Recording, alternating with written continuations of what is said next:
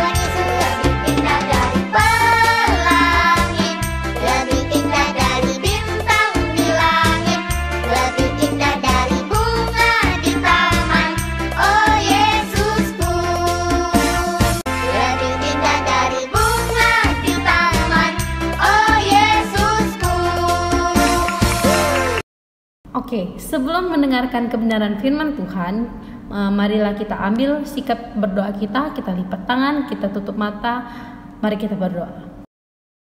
Tuhan Yesus, terima kasih ya Bapa, berkat kemurahan hati-Mu ya Bapa, kami dapat berkumpul di ibadah pada hari ini ya Bapa. Sebentar lagi kami akan mendengarkan kebenaran firman Tuhan, kiranya dapat menjadi berkat bagi kami yang mendengar dan juga menjadi berkat bagi yang memberitakannya Bapa. Terima kasih ya Bapa, hanya di dalam nama Tuhan Yesus kami berdoa, amin. Oke adik-adik, hari ini bahan cerita sekolah minggu Cece berada di Matius pasal 3 ayat 13 sampai dengan 17. Ceritanya itu Yohanes membaptis Yesus.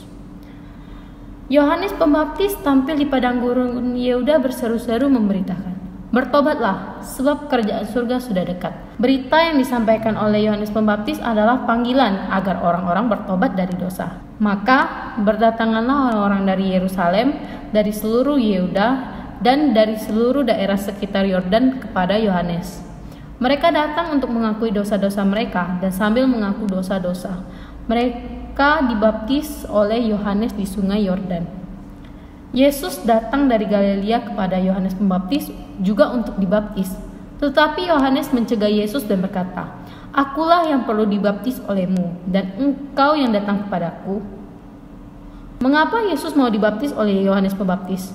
Orang-orang datang kepada Yohanes Pembaptis untuk dibaptis sebagai tanda mereka mengakui dosa-dosa mereka dan mereka bertobat dari dosa-dosa mereka. Namun bagaimana dengan Yesus? Apakah Yesus juga perlu mengaku dosa dan bertobat?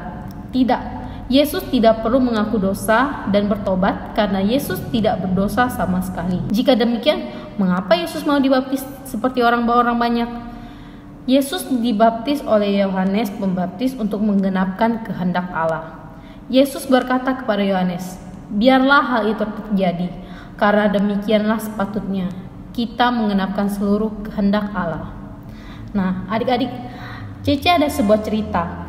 Di sebuah sekolah ada sebuah kelas yang terkenal anak-anaknya sangat gaduh dan nakal, terutama jika guru-guru belum masuk kelas.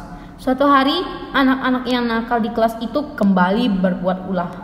Mereka melontarkan ide untuk menghiasi dinding kelas mereka dengan coretan-coretan mereka.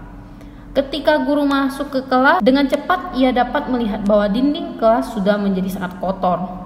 Guru itu sangat marah dan dengan tegas meminta pengakuan siapa yang sudah mengotori dinding kelas itu. Hampir semua anak mengangkat tangan, hanya 5 anak yang tidak mengangkat tangan. Maka guru itu memberi hukuman. Setiap anak yang sudah mengotori dinding kelas tidak boleh pulang sebelum membersihkan dinding kelas sampai tidak ada bekas sama sekali. Wah, itu pekerjaan tidak mudah dan memakan banyak waktu serta tenaga. 4 dari 5 anak yang tidak terlibat mengotori kelas itu melihat teman-temannya yang sedang dihukum dengan wajah tersenyum dan berkomentar, "Salah sendiri, siapa suruh usil? Siapa suruh mengotori dinding kelas? Dikasih hukuman seperti ini, biarlah kalian tahu rasa. Semoga kalian jera dan tidak melakukannya lagi. Kami pulang dulu ya, bye-bye." Apa yang dirasakan oleh teman-teman yang sedang dihukum itu? Mereka sendiri sebenarnya sudah merasa malu, menyesal, sedih atas perbuatan mereka yang salah. Ditambah lagi mereka merasa tidak berdaya terhadap ejekan dari keempat teman tadi atas keadaan yang menimpa mereka. Namun, yang 1 dari 5 anak tersebut sebaliknya tidak demikian. Ia tidak menunjukkan wajah yang senang karena teman-temannya sedang dihukum. Bahkan ia tidak berkomentar sama sekali. Ia bukan saja tidak ikut pulang dengan keempat teman lainnya. Malahan ia turut membantu membersihkan dinding kelas itu. Teman-teman yang sedang dihukum itu bertanya, "Mengapa kamu di sini dan malah ikut membersihkan dinding kelas? Kamu tidak mengotori kelas ini, karena itu kamu tidak perlu dihukum untuk membersihkan dinding kelas ini.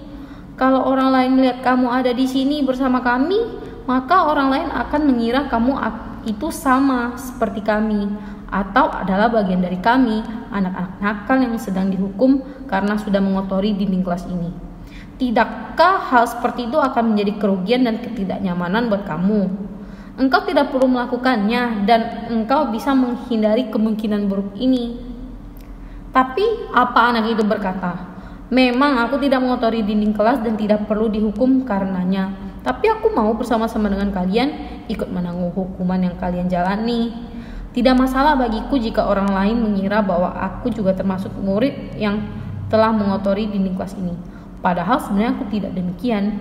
Itu tidak penting bagiku. Yang penting bagiku adalah aku ingin kalian mengerti bahwa aku peduli kepada kalian dan ingin berbuat sesuatu yang menolong kalian yang tentu sedih karena telah melakukan kesalahan serta harus dihukum karenanya." Nah, adik-adik, itulah yang telah Yesus jalani bagi orang-orang berdosa. Yesus bersedia untuk taat kepada kehendak Allah. Yesus tidak pilih-pilih kehendak Allah yang mana yang perlu dia taati. Yesus mau menaati seluruh kehendak Allah, termasuk kehendak Allah agar Yesus dibaptis oleh Yohanes Pembaptis. Sekalipun Yesus yang kondisinya tidak berdosa akan dikira atau dinilai atau dianggap orang banyak sebagai atau termasuk orang berdosa, Yesus rela. Adik-adik, seandainya kalian menjadi murid-murid yang sedang dihukum itu, apa yang akan kalian rasakan terhadap sikap dan tindakan satu teman itu? Terharu, sukacita, terhibur, merasa dikuatkan untuk bertobat, merasa dikasihani dan diperhatikan, atau merasa dibela? Apa yang akan kalian pikirkan tentang satu teman itu? Ia adalah seorang teman yang baik, yang simpatik, yang mau peduli, yang mau menghibur, mau menolong, dan tidak gengsi, yang berintegritas, tampil seperti apa dirinya, tidak takut disalah mengerti orang. Nah, adik-adik, satu teman yang seperti itu adalah Yesus. Hanya Yesus satu-satunya.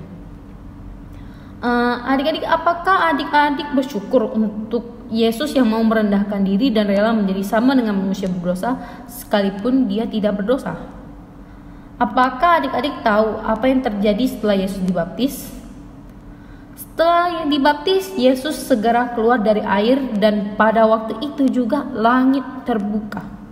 Yesus melihat Roh Allah seperti burung merpati turun ke atasnya, lalu terdengarlah suara dari surga mengatakan, "Inilah anakku yang kukasihi, kepadanyalah aku berkenan."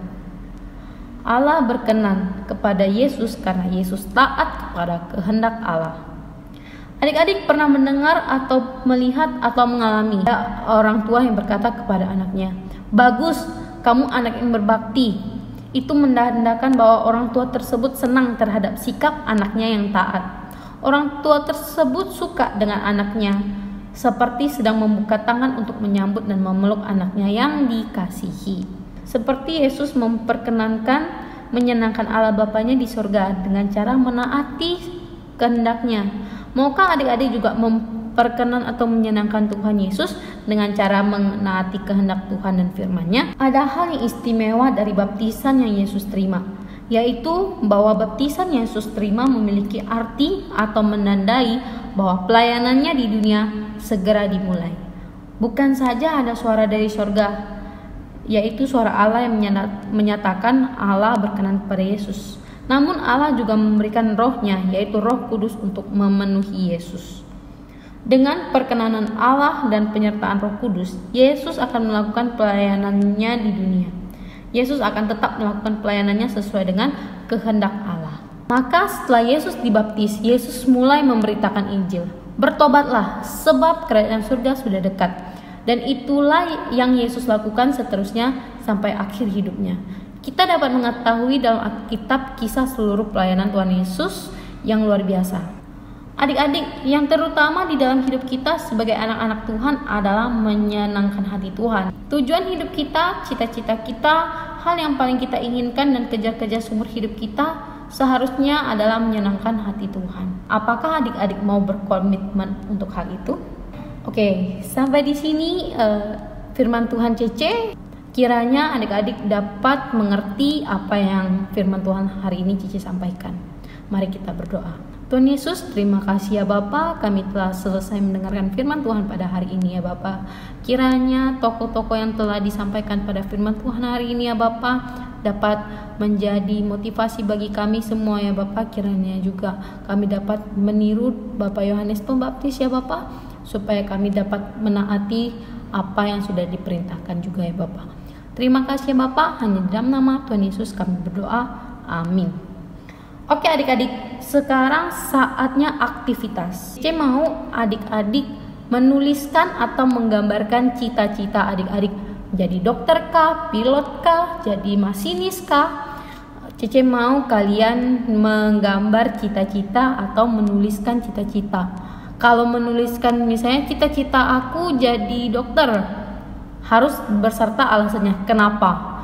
Kalau kalian gak mau ada alasannya, berarti kalian harus menggambarkan dokter itu, gambar dokter gimana, digambar sedemikian rupa dan dihias. Nanti pemenangnya akan Cece undi di grup nanti. Oke, sampai di sini ibadah kita. Sampai jumpa lagi di minggu-minggu selanjutnya. Bye bye.